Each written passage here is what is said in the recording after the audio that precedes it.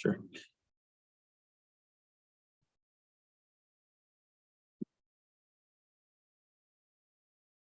All right, so welcome everyone. Good morning. Welcome to the Balancing Act. I learned a lot about knee alignment and the topic kinematic alignment while I was making this, and hopefully you guys will all enjoy the presentation as much as I enjoyed making it. For the first thing I'll say is, aseptic loosening is the most common reason for late revision after total knee. I think the importance of this statement will be made clear throughout the talk. In summary, we're going to start with just a brief history lesson, then we'll jump into this century and look into the numbers or the scoreboard to see how surgeons have been doing in terms of TKA volume. Then we'll go through a little bit of anatomy, some basics of alignment strategies, and then we'll dive into the meat of the talk about kinematic alignment. It'll be a tour de force, so welcome. So arthritis has plagued the human knee for as long as we've been upright. Based on this GIF, it looks like eventually we'll be back to horizontal, and then probably arthritis won't be such an issue, and we win. But so maybe it's all just a waiting game, and we just have to bide our time until we get to this steady state here.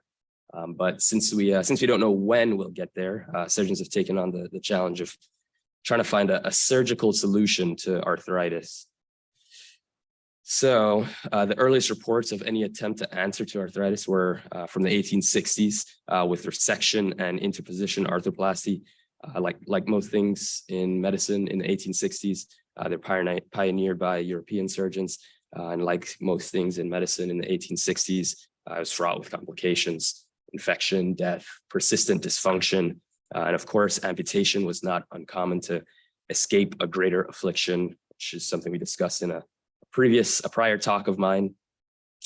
Unfortunately for our patients, we spent a long time here trying to figure out what we should put to interpose the knee. Pig's bladder, cellophane, ivory, the kitchen sink, you name it. Thankfully, this stopped around the 1940s, where the hemiarthroplasty for the knee came quickly into vogue following the success of the hip hemiarthroplasty. But whether they replaced the femur or the tibia, it didn't help a lot. And of course, they got loose, right? Aseptic loose.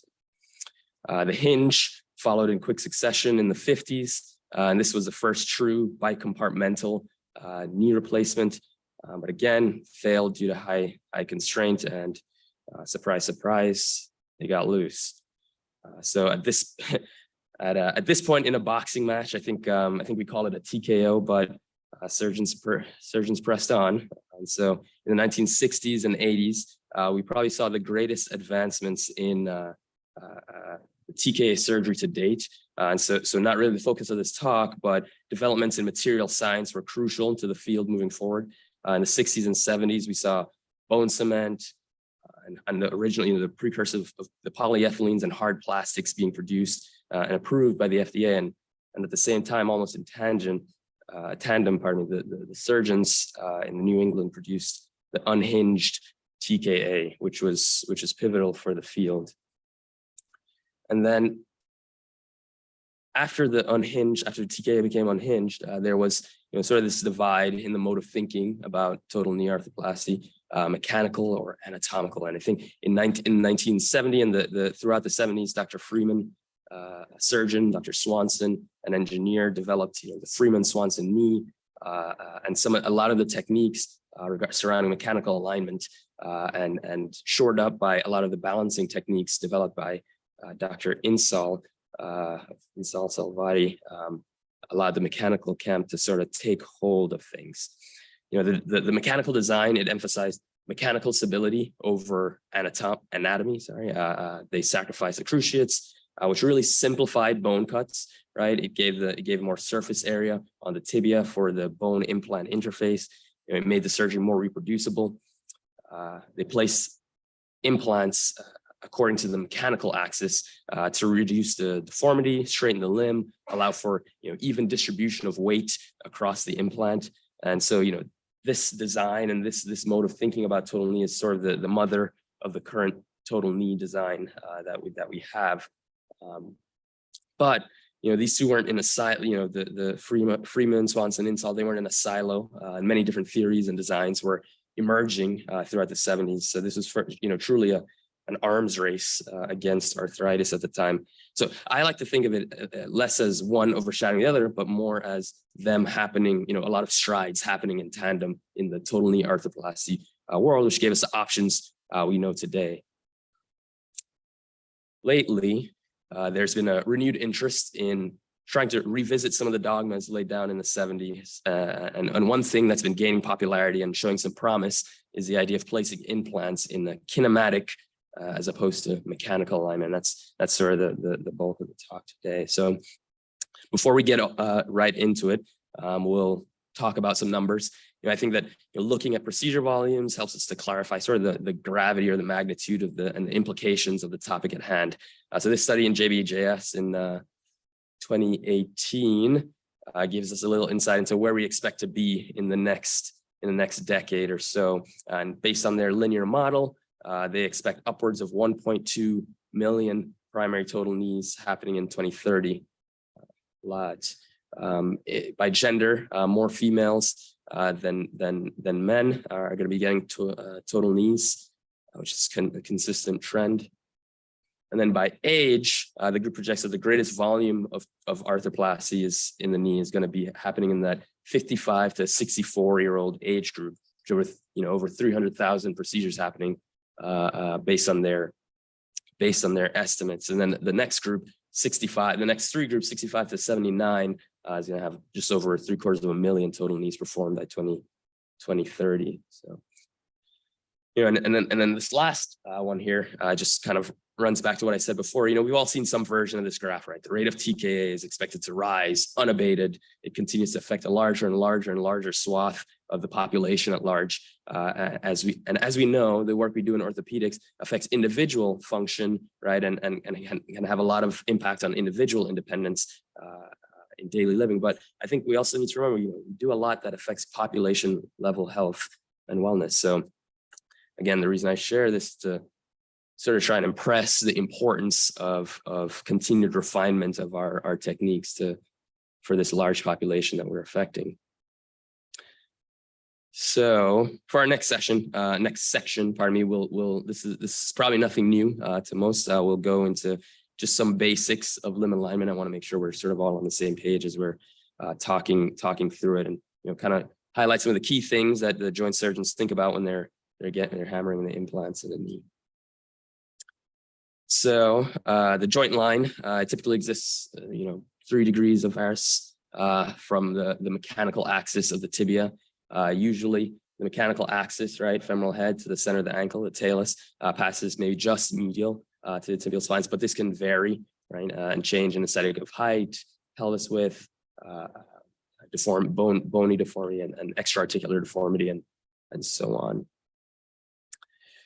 And then going into the femur, right? So the anatomical axis here, right, bisects the intramedullary canal. The mechanical axis, specifically the femur, is from the center of the femoral head again to where that anatomical axis exits the intercondylar notch. The distal femur angles are always calculated from the lateral side of the femur. These can be either anatomic or mechanical, and they're in relation to the joint line. And then the numbers here, of course, for 3 degrees of varus, we're going to have 87 degrees from the mechanical axis, and then 81 degrees from the anatomic. So there's usually 5 or 6 degrees of play. Again, this can vary based on different anatomical differences in anatomy. Then in the axial plane, so this is probably an important concept that it took me probably longer than it should have to understand. But essentially, the femur isn't a square or a rectangle when you look at it, right? It's not perfect. It's a trapezoid, and so when you look at the femur in flexion, a line flush with the posterior condyle, so the posterior condylar axis is usually, we say 3-4 degrees off of a line that runs from across the epicondyle, so the posterior condylar angle, and that becomes important because that's how we'll talk about a little bit later about how we use gap balancing in mechanical. And then moving back to the coronal plane onto the tibia. Now, in this case, the mechanical and anatomical axis, they're parallel. I separate them here just for the graphic, but they run, almost right perfectly in line with each other. Because the tibia is a straight bone, it comes straight down unlike the femur. The angles in the tibia are measured from the medial side, in this case, opposite the femur, and they're going to have this. They're usually the same, right? The mechanical and the anatomic is right there, parallel lines, and then the tibial slope, of course, is in the sagittal plane. So anatomic and mechanical proximal tibial angles roughly the same. If we're going from a patient, that's 3 degrees of varus in the joint, and then the tibial slope 5-7 degrees, a line measure, as the definition said, and as we see here. So then putting it all together in the knee, this is what we have, right? So in this case, it's a perfectly neutral knee, right? A hip knee angle of 0 or 180, depending on how you measure it. And usually it's plus or minus 1 or 2 degrees in either directions. A lot of people have a little bit of varus to their knees, actually. And then, right, so the knee isn't static, right? So that's the challenge. So we'll talk about the knee in these 3 key positions: extension, flexion, and then how it moves through. So the knee extension, probably the first thing, right? The LCL. So I should probably say the lateral structures and the medial structures are most taut. Soft tissue periarticular structures are more taut in tension, and the medial side is more taut than the lateral, and MCL more taut than the LCL. The tibia is slightly externally rotated. So right when you stand and you lock the knee, the tibia is externally rotated there. And then the femoral point of contact is central in the tibial plateau. So that's right. It's right there. That's where it's meeting it, right in the center of the tibial plateau. When we go into the knee inflection, right, understanding that, we see that now the structures, the collaterals are more loose. So they're not it's not an isometric ligament. The MCL still remains slightly more taut than the lateral LCL, and then the femur is externally rotated. So femur externally rotates as you go into flexion, or the tibia internally rotates, and the femoral point of contact is now posterior on the tibial plateau. I think I have a good graphic for that to show how that works. And then with the knee in transition, right? So putting it all together, LCL, MCL, right? Those collaterals are not isometric, right? The femur, it rolls backwards, and the lateral femoral condyle is translated a lot more actually than the medial femoral condyle, and sort of give a bird's eye view of that here in the knee in transition. So you can see as you get further and further and deeper into flexion, right, that lateral femoral condyle, the point of contact, is moving so much further back than the medial. And it's not until you get into hyperflexion that you see the medial femoral condyle really starting to translate as well. So it rolls backwards. And then the axes of the knee. So this is probably something, the last bit of biomechanics, probably more recently, various axes of the knee have been, about which, the 3 bones, the femur, the tibia, the patella, rotate, have been, studied and elucidated. And, the tibia is said to rotate around, a column of bone that bisects the femoral condyles. And I think I have another good graphic for that a little bit later on, but it's going right around here. So this is the center of rotation of the tibia there. And then this point to note is separate from the transepicondylar axis, and that's where you do, again, you align things in mechanical axis. So that'll become important when we're starting to think about the differences between kinematic and mechanical alignment. The patella is said to do a similar thing. That blue dot is where the patella rotates around, and then the femur, right, as I showed in that last image, is said to have sort of this kind of medial pivot, right? The medial side stays mostly in place, and the lateral side does a lot of the translation, so it externally rotates about the medial side of the tibial plateau. Okay, alignment for dummies. So, sort of funny anecdote here. In college, we had a class. It was called Rocks for Jocks, as Geology 101. Yeah, right. Yeah, as on the track team, right? All the athletes, rocks for jocks, right? Take rocks for jocks. was in pre-med, so I didn't get the chance to take rocks for jocks. Two of my classmates, two of my teammates actually did. And I guess maybe there's a switch in thinking, because it was not rocks for jocks, it was rocks for people who really, really liked rocks. And they actually had a lot of trouble in the class. And they actually almost ended up not being able to compete one semester because of so much trouble in the class. So sorry, that sort of anecdote on something that you think is simple, becoming very complex becomes relevant. Became very, very real for me here. So, at first I thought, well, I'll just talk about mechanical alignment and kinematic alignment. It'll be super, it'll be quick. I'll have to bide for time. How am I going to make a whole talk? And then I said, well, you kind of have to talk about limb axes and knee biomechanics as well. And okay, so that'll add a little bit more bolts to the talk. And before you know it, you start reading, and your screen is full. You have a million tabs on your computer. And you're like, where have I gotten myself? So it's not really alignment for dummies. It's kind of alignment for people who really like alignment. It's actually kind of tough. So my job today, though, is to sort of keep things simple and parse it out, so we stay as relevant as possible and keep it as relevant to as many people as possible. So sort of the alignment strategies that I saw that were really prominent. These are we're of course going to focus a bulk of the talk on kinematic alignment, but I think it's important for us to talk about some of the others. So in mechanical alignment, right, the goal, it's a preeminent technique. It's used by every surgeon that I know, and it was developed, popularized by Freeman, Swanson, Insall, and it's a systematic approach, right? So, it's done sort of the same way each time, right? The thought was to place implants in a biomechanically favorable position, reduce the adduction moment, protect the implants from excess or uneven stress, right? One size fits all relies on gap balancing and measured resection. And then start taking a step back. We have to remember, the context in which this technique emerged. So, by the 60s and 70s and still today, the specter of loosening and implant failure kind of loomed heavy over our surgeons, right? So think of every implant I mentioned in the Jomar history lesson. Every one of them got loose, right? So as they were designing implants, they thought, well, that's something that was when this was designed or this was thought of, that was really heavily on the minds of our designers, and so this was I think of it as an implant centric design. So just hold on to that one. So just to go through quickly, gap balancing.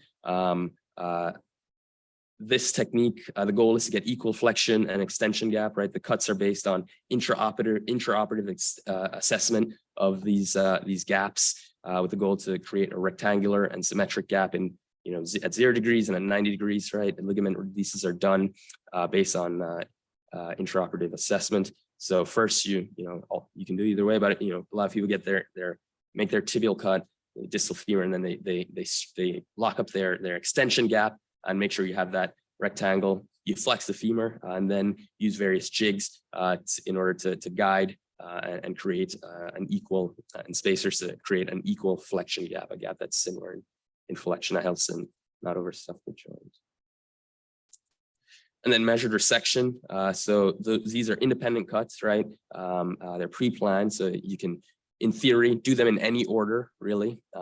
And once you make your cuts, then you work on ligament balancing and implant placement. So in gap balancing, right, you have to be sequential, right? One cut follows the other, and one being off will make sort of everything else that follows off.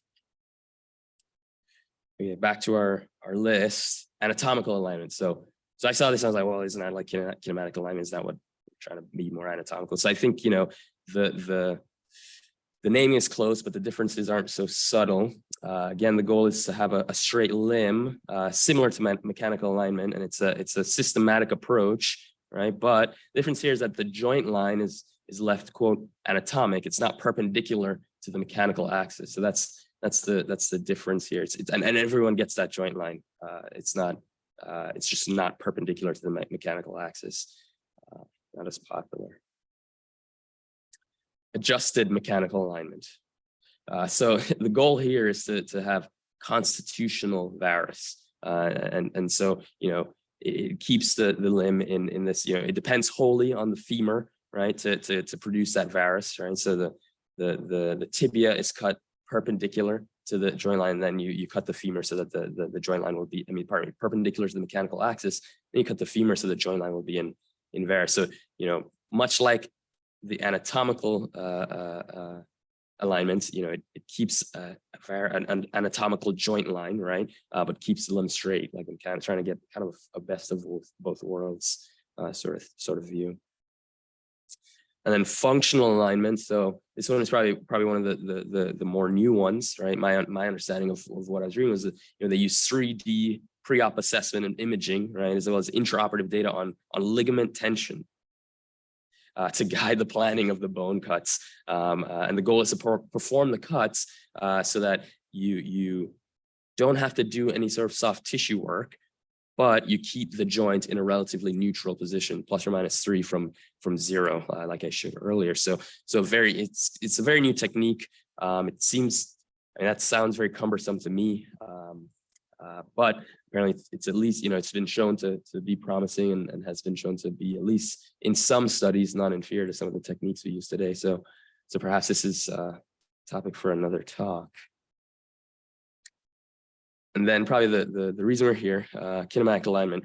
So the goal is to restore the pre-arthritic state, native kinematic. So the idea is that, if we just put things back the way they were, everything will work like normal, right? So you estimate how much is gone and you replace what's gone with an implant.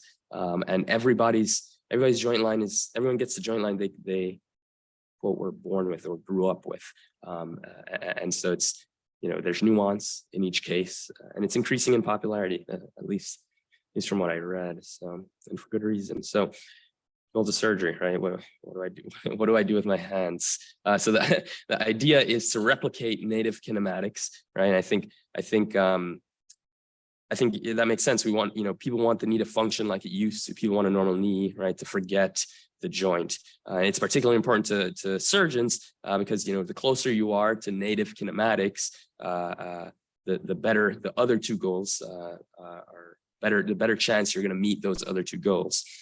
As far as pain and function, right, I think there's not too much to that. It's useless to have a knee if it can glide and look great, but if it hurts every day, you don't want to use it. That's not awesome.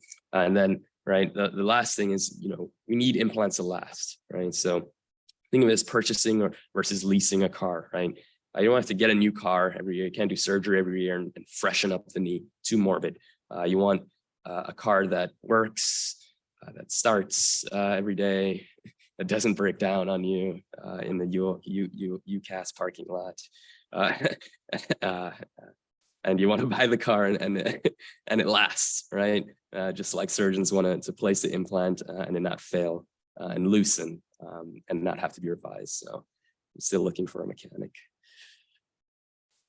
So right, if it ain't broke, don't break it, right? Mechanical alignment is the gold standard, right? Why are we talking about kinematic alignment at all?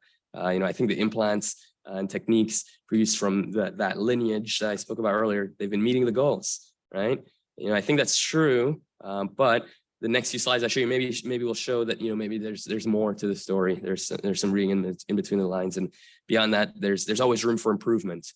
So, I think to be clear, sometimes good is good enough, right? The enemy of good is perfect, but you don't know that unless you push the envelope. And sort of we laugh at the interposition arthroplasty and putting pig supply, that would never work.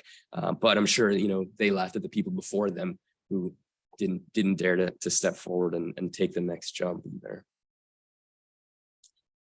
So maybe mechanical alignment isn't perfect, right? So a few papers I found during research for this topic kind of highlighted both surgeon-facing and patient-facing issues that are yet unresolved with mechanical alignment in total knee. So this first is a 2017 study out of the UK in Orthopaedics and Traumatology journal.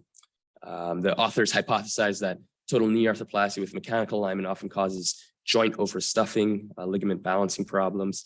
And so what they did, they got patient MRIs, they simulated bone cuts and simulated implantation of a knee with mechanical alignment techniques using measured resection.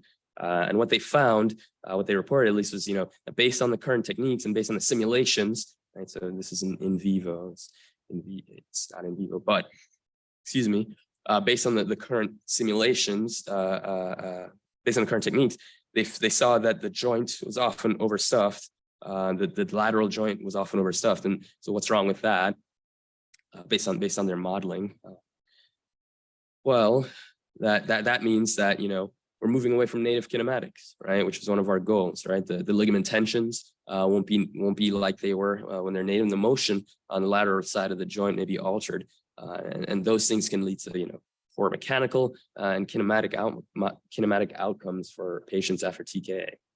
Okay, not so bad. So the next piece here, 2014 JVJS article from a group out of WashU. Researchers tried to take a more granular look at patient-reported satisfaction after total knee arthroplasty. So, this piece, it was a cross-sectional study, surveyed over 600 people after total knee, at least a year out and up to 5. And what they saw was, well, the first thing they reported was, they had 90% satisfaction with the ability to perform ADLs. So, well, that sounds pretty good, actually. But they actually started asking more specific questions, and when pressed, a lot of patients revealed that they had continued symptoms and dysfunction, and these are rounding the numbers, but about a third of patients said their knee didn't feel normal. A third of patients had residual pain. A third of patients had tightness, swelling. A third of patients had difficulty entering a car.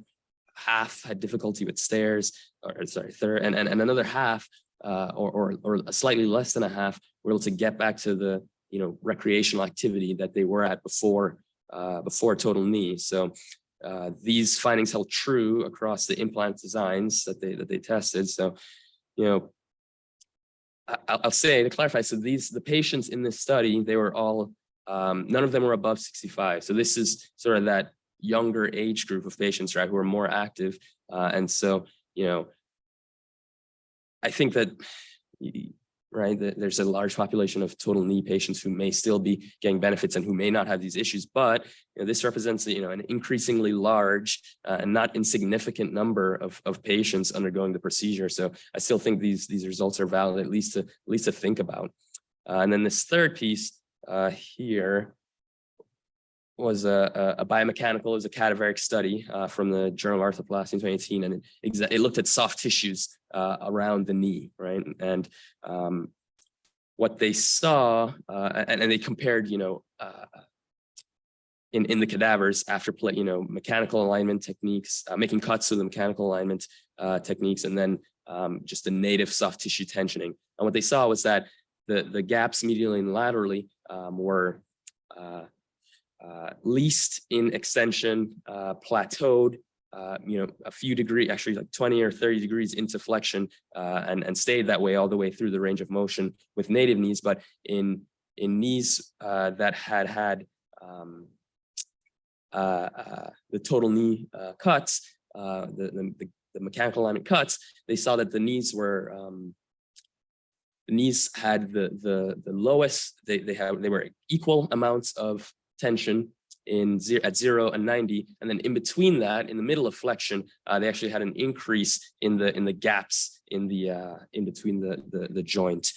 So again, right, this might produce abnormal kinematics, right? Laxity in the middle of flexion, not good in knees, and this may cause patients to report an abnormal knee and poor function.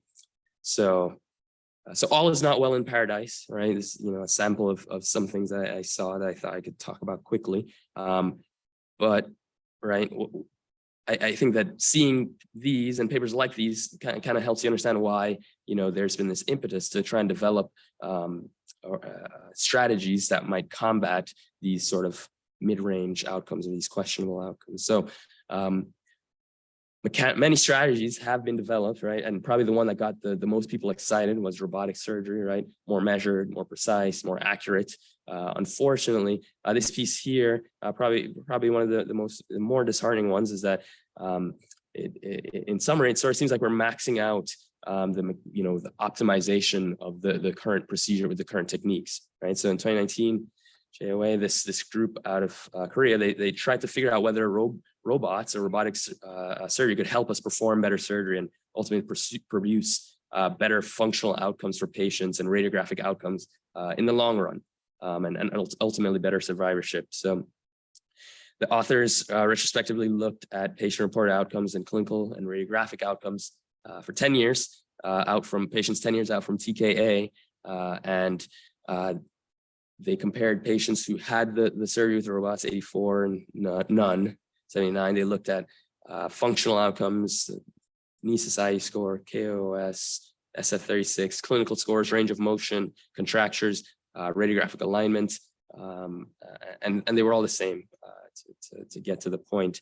And so, the data the data I've presented so far, it doesn't paint a great picture. I don't think it paints the complete picture, but clearly there are things to be wanted after total knee. So I think the gold standard technique may have some intrinsic challenges that I think surgeons are certainly overcoming, but patients are okay with their outcomes, but still face some amount of dysfunction, and additional precision may not be the nail in the coffin that we hoped it was. So sort of in that context, I think it's clear why some surgeons have decided to sort of take a step back and take a bird's eye view of the whole process of maybe rethink the way that they perform the surgeries. So maybe they do make it like they used to, right? So it's not systematic. So kinematic alignment, right? The reason we're all here. So what is it? Going on and on about it. So there's nuance in the alignment in each surgery, right? So the technique recognizes that everyone's anatomy is different. There are variations in everyone's anatomy, and it tries to account for that, and it tries to limit violation of the periarticular soft tissues. And so this video here sort of shows that tibial axis that I mentioned a little bit earlier, right? And so when implants are placed, they try to respect these axes of the knee to make sure that you place your implants in such a manner that it'll be the most kinematically friendly. And so, it's a kinematically friendly implant or implanting technique, alignment technique. So how to do it, right? So this will be an oversimplification.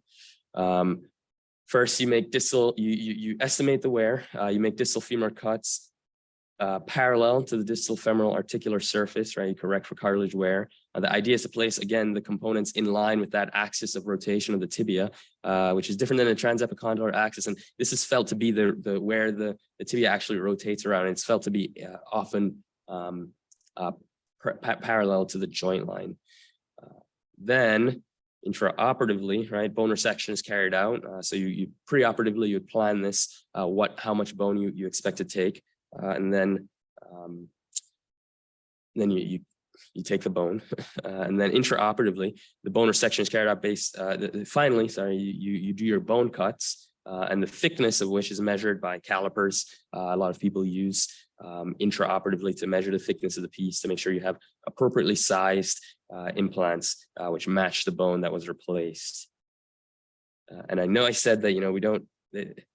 A lot of the literature on patients who have kinematic alignment, they all say, oh, we don't balance, you don't have to balance the knee, it comes out perfect. But there are strategies to balance the knee in the event that you do have issues. And in this case, it actually relies more on the tibia is the workhorse of balancing in this case. So again, it really does try to not affect those the soft tissues, moving the implants, cutting the tibia in a little bit more varus or valgus to help to offload one side or the other, and removing osteophytes, which we always tend to do. So that's sort of it's more of a bony balancing as opposed to a soft tissue balancing.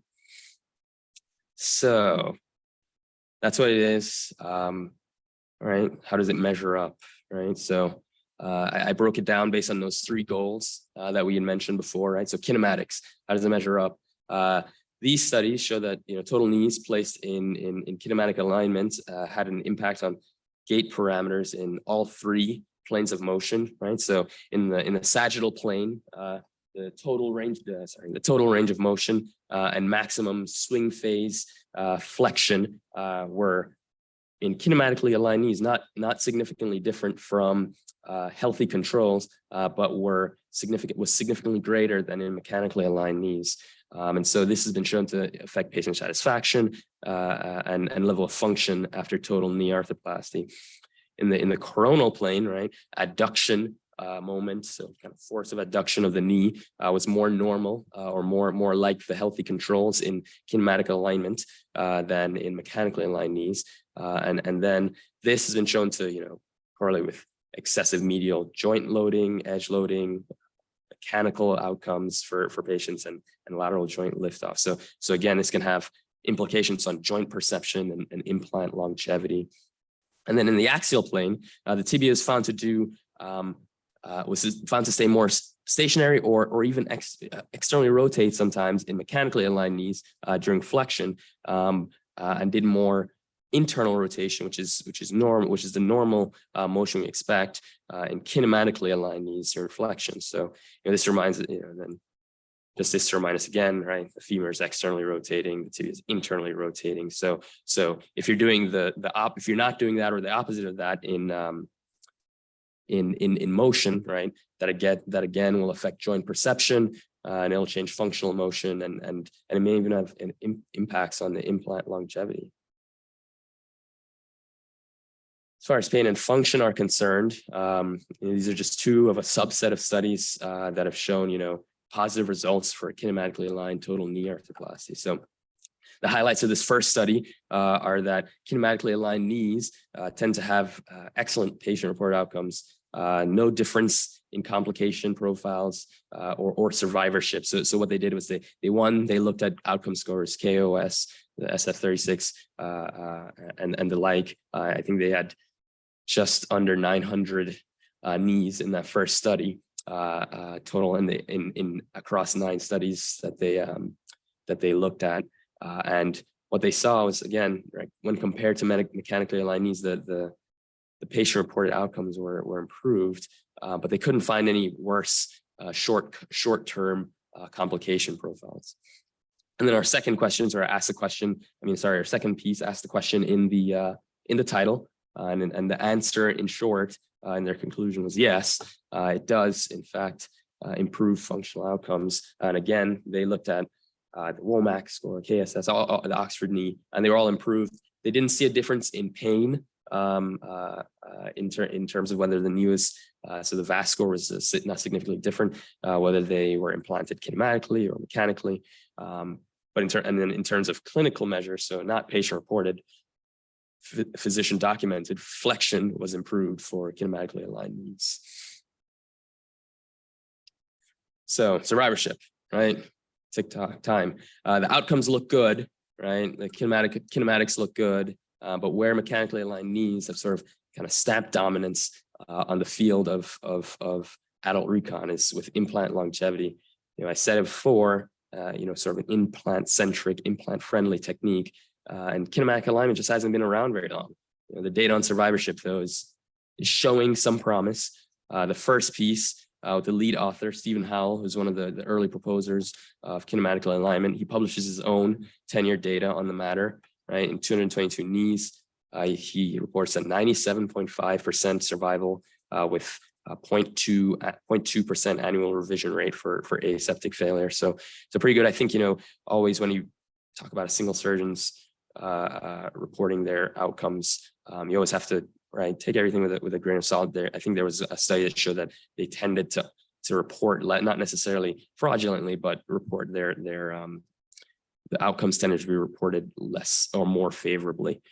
So in that paper, though, they go into specifics, and I think they saw 5 knees that had to have some revision of any component. And they went on to categorize patients as varus and valgus outliers from what would be the normal hip knee angle. And they tried to figure out, if those varus or valgus outliers would have worse implant survivorship or based on that radiographic alignment. And they didn't find any difference between the patients who got the kinematic alignment and ended up in sort of a neutral position versus those whose quote natural alignment was more varus or more valgus. When you put it like it used to be, they in 10 years at least, they haven't found any difference. Our second study looks at radiographic outcomes specifically, and they randomized 47 patients between kinematic and mechanical alignment, and they report on 2-year data, so not very long, but 2-year radiographic outcomes. And at 2 years, the amount of migration, tibial plateau, so medial, lateral, up, down rotation was overall very low in both groups, and both groups were indistinguishable. So, they tried to see, again, much like in Stephen Howell's paper, they tried to see if, the more alignment in varus. So again, outliers would be related to poorer radiographic outcomes, is more migration, and they found that it wasn't.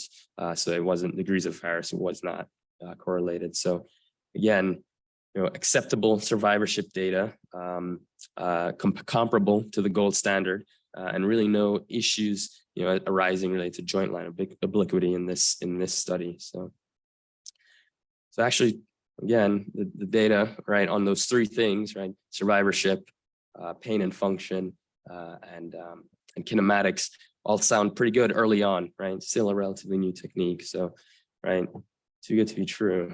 So the goal, again, is to get to the pre-arthritic state. But what if the pre-arthritic state, right, is too biomechanically deranged, right? So in this case, we have one knee that's hip knee angle of 7 degrees, right? So if we're saying that normally it's like 0 to 1, right? So this is far out, and the other is 5. So some patients do have inherently, quote, biomechanically inferior knees, inferior knee anatomy, right? And maybe the proponents of kinematic alignment have recognized that perhaps recreating this may have negative consequences for the mechanics of total knees. So total knee outcomes and wear patterns. So they did was they created sort of or different versions, slightly different versions of this same algorithm has been created, but there's sort of this safe range that has been proposed but not really verified, in which the tibial and femoral cuts should remain within 5 degrees of the mechanical axis, so the joint shouldn't be too oblique, and then overall alignment, the goal of the hip knee angle is to get to 3 degrees or within 3 degrees of neutral. So, and this algorithm here is based on what you see, is how you'll make your cuts and make your decisions in order to make the cuts. And so there was a study that I'm sorry I didn't include that talked about how many knees are actually going to be in these outlier cases, and how many knees actually just fall in and will have sort of this no adjustment needed, true kinematic line. And more than half of people who have arthritis are in this case here, and then few few here, right? And then the fewest here with more complex knees, where they have these high distal femoral and proximal tibial angles, as well as hip knee angle that's, quote, unacceptable or biomechanically inferior. So really you'd be doing this restricted kinematic alignment in sort of the minority of cases. That's at least what their studies say and what's been proposed so far. So this is what it would look like for that patient, right? So instead of leaving the knee at 0, the distal femur at 0, you'd make the cut at 2 degrees of valgus. You change the varus from 5 degrees to 7 degrees. Now we have something that has both of these implants, both the distal femur and the proximal tibia at 5 or less degrees, and the entire hip knee angle within 3 degrees of neutral. So that's sort of the way that you plan and think about, or at least they've proposed to plan and think about the restricted kinematic alignment. So it's the pre-arthritic state asterisk.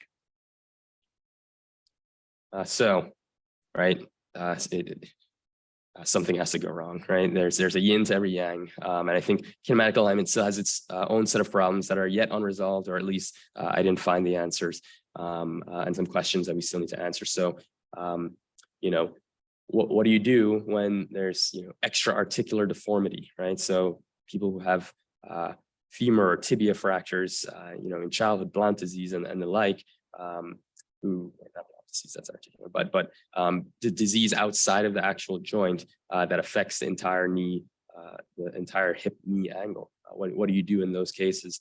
In fact, Stephen Howell, he, in that same survivorship paper, there was a photo of a guy who had an alligator bite to his femur, and that was treated without a nail. It looked like and he had a deranged knee, and they were able to place it with the restricted kinematic alignment and did okay. So maybe they have some answers, but again, we've, I don't know if that's I hadn't seen anything very well studied on that. And then what do you do if the ligaments are incompetent, right? So again, a lot of this relies on not touching the soft tissues, right? Trusting that the soft tissues are how they were when they were native, but that's not always the case. And so is it safe then to apply these knees in varus or valgus without any check reins to or collateral support? And then what do you do with revision prosthesis and bone loss when you can't estimate the joint line, right? You can't estimate where we were before. I presented this case yesterday at the joints conference, and it's like, can't kinematic. I mean, I don't know, maybe you can, but I didn't see any studies that talked about using revision prostheses, right? So revision prostheses, typically their diaphyseal thing, they rely on the diaphysis for bearing the load. So that's different than the knee biomechanics, and a lot of things change in that case. I don't know if the field is sort of ready for that just yet. And then there's surgeon facing limitations, right? So can you reproduce this? Can you do this again and again and again and again efficiently? And you start asking a lot of the implants, right? You start saying, okay, well, it's not an evenly distributed force. How much varus and how much valgus is too much for the implants, right? You start having to do patient-specific implants. You have to do a lot of preoperative imaging, even MRIs, and a lot more radiation. Sometimes the CTs, they're extra costs on society, on the healthcare system, right? The burden to the healthcare system, and you may end up, again, these are all things that just you have to think about that just haven't been parsed out just yet in the infancy of the field. So, in closing, thank you everyone for staying with me. I tried to keep us out of the weeds, and you all did a great job. I think I hope at least I've impressed on you all that the story of alignment in total knee arthroplasty is far from over. But my talk is truly, it is a balancing act, right? So aseptic loosening, right, is the most common cause for failure late revision of total knees, right? So mechanical alignment is an implant-friendly technique, right? And it's a balancing act, right? It cut back the specter of loosening and mechanical failure, and kinematic alignment is trying to propose more respect to the anatomy and recreation of kinematics, but at what cost to implant survivorship? Yet to be determined, right? I think we've made huge strides and continue to. I think the chapter on mechanical alignment is not closed and may never be, right? I think it still remains the gold standard. It has the best track record for patients and surgeons in the adult recon community to date. Again, every surgeon I know does this, and they all have pretty good outcomes. So we have to remember, at least for now, that kinematic alignment techniques are maybe more of designer surgery as opposed to the workhorse surgery. And then again, kinematic alignment is just the next iteration in the growth of the field. So far so great, but still a lot of questions, still a lot to learn, and truly, I think time will tell as the technique is adopted how kinematic alignment really stacks up against mechanical alignment. And then my dad used to say this a lot: all that glitters, not gold. And in my time in orthopedics and at this program, the one thing you learn is you always have to be on guard, right? You need to question relentlessly and trust, but verify, scrutinize everything. So I think as kinematic alignment continues to take off, the proverbial we, the joint surgeons, we must continue to scrutinize as we adopt. And then, probably the most important, arthritis remains undefeated. We're still trying to find the magic bullet, but we just haven't yet. Thanks to the adult recon faculty for talking to me about some of helping me decide on topic and talking me through some of my questions on it early on. Just kind of giving me the knowledge base to be able to kind of synthesize some of this stuff, references, and we can do questions. Thank you, guys.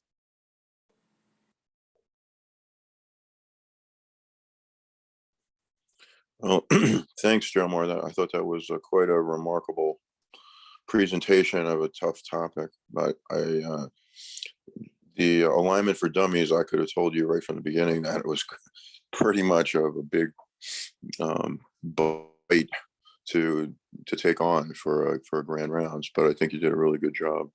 So maybe we should, when everyone is around 20 years old, maybe we should all get standing films, maybe have a national database and keep it Right. on file, so that if you ever need a knee replacement, you know, you have this pre-arthritic alignment to go by. I think after it gets arthritic, it's a little harder. The one thing I will say though is that the what you said about being implant centric, I think was valid.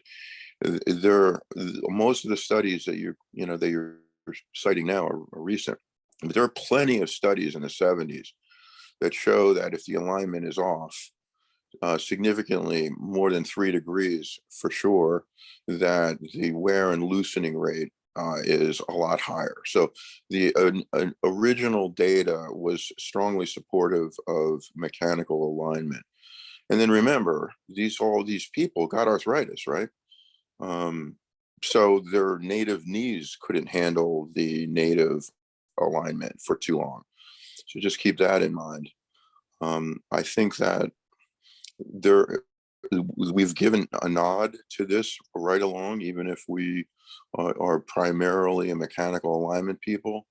The the PCA folks from Helmetica in the 80s, you know, changed the alignment of their knee. Hungerford and Krakow had the knee cut in 3 degrees of varus, and the femur likewise in more valgus, to kind of give a nod to the more anatomic joint line position. It kind of fell out of favor because it was hard to cut anything in an angle significantly on a regular basis, and if you screwed up, then it was even more off. And then you have a stem that's going to be angled in one side of the cortex or the other on the tibial side. And the other thing is the unis that we do, at least from the Oxford technique. I mean, that's pure kinematic alignment. We don't even pay at all attention to the anatomy. So I think there's something to it. I certainly wouldn't poo-poo it. In fact, if it was easier to do, like it was about 20 years ago, maybe a lot of people would do it. So there was a company that was developed for patient match cutting blocks. I think they started in 2004 or 5. It was called Otismed, and they did some 20, 30,000 folks, and it caught on. It was acquired by Stryker, and around 2009, maybe. For whatever reason, they didn't feel the need for FDA approval, but when Stryker acquired it, they did.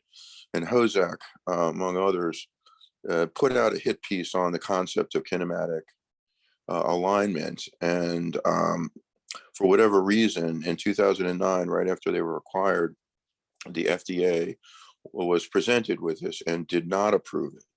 And the company still allowed some surgeons to use some of these implants, and they were sued by the government. And eventually, they paid a $40 million fine and were banned from the medical device world for 20 years. So we have a few years to go for that. But that's kind of the history, you know, behind the scenes. But I think overall it was a great talk. I think it's definitely something to it. And if we can figure out a little bit how to more systematically do it, I think the implants of today that are more modern can probably handle the change in force. And I think the overall kinematics and lack of ligament damage by releasing and whatever can benefit the patient. So anyway, that's all I got. Good job. Thank you. All right. Thank you. Yeah, you know, I think we'll get right to work on the Harwood joint registry for all of the X-rays. We'll start with the residents here. But the last thing you said, right, very very important. I think that's what the kinematic alignment camp is sort of banking on, is that, well, you know, we've made so many advances in material science, like I mentioned briefly early on, that maybe now we can start to, you know, put more on the implants, but time will tell. Excellent talk, Aryee. Do you know what Freeman used in terms of alignment, how he gauged alignment and made his cuts? Exactly. No, I don't. Well, looked at some x-rays, made the best guess he could as to what alignment would help. And these were all freehand cuts. There were no guides, no blocks, nothing. It was all what we used to call Kentucky windage. If it looked pretty good. And it's a little unfair, I think, to compare longevity and results that we're getting now to Michael Freeman's results, because back then that was brand new. Although he was doing them on younger patients in England, we weren't doing them here. So I watched him in London. And he was working on someone 56 years old, I believe. But back in the States, no one was considered a candidate for a total knee if they were under 70. And so you had a different population, much more deformity. And so when we look back now and say, gee, we're so much better than Michael Freeman was, it's apples to oranges. It's not exact. One other question I have, certainly alignment has improved and longevity seems to be improving. The one thing that hasn't improved a great deal, that I'm not impressed with yet, is pain. Why do so many total knee patients with perfectly aligned, good-looking X-rays still have pain? Yeah. So lots of factors, right? So there's probably the actual surgery factors, and then there's, as we know, we always talk about copers and people tolerate pain a little bit differently. But throwing that to the side, I think that some of the studies that talked about kinematic alignment and were proponents of it, they said that the abnormal kinematics of the knee as you progress through the gait may affect the amount of pain that patients have as they move. So that's probably it. But again, in the study I presented, right, there's no difference in pain, right? Do fewer total hip patients post-op have pain compared to total knees? Absolutely, hips hug. And what's the difference? Because there are plenty of odd-looking total knee X-ray, total hip X-rays, poorly oriented acetabuli in all planes, femoral components and too much varus and all that. You don't see the percentage of failure and pain in a hip that you do in the knee. What's the difference between the two? Yeah, at least in part, the knee just doesn't tolerate violation of the soft tissue as well as the hip does. It's my opinion is it's the amount of soft tissue stripping, particularly on the tibial side, especially when you're using the tibia as the focus of alignment. You're stripping an awful lot of periosteal tissue, and we don't do that in the hip. And I think that counts for a great deal of pain. So that's something that no design, short of being able to make the cuts without soft tissue stripping, is going to alter. Arthroscopic total knee come into an OR near you. I thought that was a good talk, Jomar, a good overview. I agree with Dave's comments. I think there's probably a narrow subset of patients who where you could do this on. I don't think there's gonna be a paradigm shift as to how we align total knees. But the champions of kinematic alignment have demonstrated that it's as good as mechanical alignment in experienced hands. I think if you're going to do this, it probably works in knees that have pre-existent constitutional varus, no significant deformity, no significant soft tissue contractures. I think if you want to get it right, you probably have to use some sort of technology, whether that's robotics or computer navigation or patient-specific cutting blocks, because if that tibial cut is off by more than 3, to Dave's point, the risk of loosening is going to be exponentially higher. So it's very difficult to use a conventional cutting guide and say, well, I'm going to cut the tibia in 3 degrees of varus. I don't think that you can do that accurately without some sort of artificial intelligence. What I will say is that there has been a recent resurgence in cementless total knees, and the midterm data, at least, is very promising that the newest generation of cementless implants, the survivorship is quite high. And so that sort of plays into kinematic alignment, because if you can get bony ingrowth of an implant, well, even if it's off, if it's 4 degrees of varus instead of 3 degrees, or 3.5 or 5, well, if you have osseous integration, you're not going to worry about loosening long term. That's kind of the reason why total knees fail, is because cement is, it's a grout. So it's not really glue. And so if it's being loaded asymmetrically, it's going to loosen over time. And so I think it's definitely food for thought. I personally still aim for mechanical alignment, but if my cuts are a little off, and then I say, well, I actually planned it to be kinematic alignment. So good talk. Thanks. Yeah, thank you. Hey, Jomar, Will Bayonne, great talk. I came across this with one of the guys that I worked with in Tampa. It wasn't what the main guys were doing. And at the time, to Steve's point about using technology, the part that I never really understood was this estimating the loss. It's like, if you have the other leg to look at, you can probably at least get a sense. But, when you're looking at these cartilage defects in some of the techniques that this particular surgeon was using, he was using a series of shims to sort of estimate how much cartilage was gone and then sort of pinning the block. And so in my mind, it didn't feel like I understood it well enough to do it reproducibly. And so then, to the point that you started your talk with about the 1.2 million knees that need to be done, who's going to train everyone to do these things? And so a lot of things that happen in surgery, there's an art, there's repetition, there's instruction. And to an extent, you see this a little bit with anterior hip, where there's a lot of fellowships that are out there. And even though there's a lot of literature out there to support anterior hip, it's still not taught everywhere because not everyone knows how to do it. And so even if the literature starts to show that these techniques may have equivalent or to an extent maybe better results, it's going to be a very long time before it penetrates education at your level, the resident and the residencies and the fellowships. And so that's sort of a logistical thing when you talk about population health, is how do you integrate these new techniques into actual practice on a larger scale? And time will tell.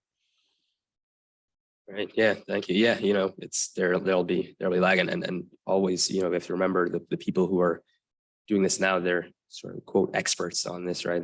They're the pioneers of it. So what happens when you start to disseminate it to people who may not be as meticulous or may not be able to again, like you said, reproduce those techniques as well? Maybe the outcomes won't be as excellent, as stellar, and then until we sort of have a surgeon level learning curve, once we cross that, and then we can really see how it levels out. So yeah, the story is far from done. Sounds like this technique is kind of becoming a little bit more accessible, though, with more robotics. Do you think that kind of changes the calculus at all of if it'll be an easier thing to teach? If you're just balancing things robotically, it seems like you could more reliably be able to get the kinematic alignment of the knee versus using kind of older techniques. And does anyone think that would change how quickly this could be adopted? Yeah, good point. There's always a learning curve, right? No matter what you do, you always have to sort of figure out what works for you. If you're not someone who uses the computer, the robotic assisted surgery often, well, then it may take longer for you. And if you use it all the time, it may be quicker for you. But I think that, yes, with the using the robotic surgery, maybe it's a little bit easier to sort of, kind of plug and chug, put the numbers in and go from there. So perhaps that may facilitate, but I still think a learning curve will be there.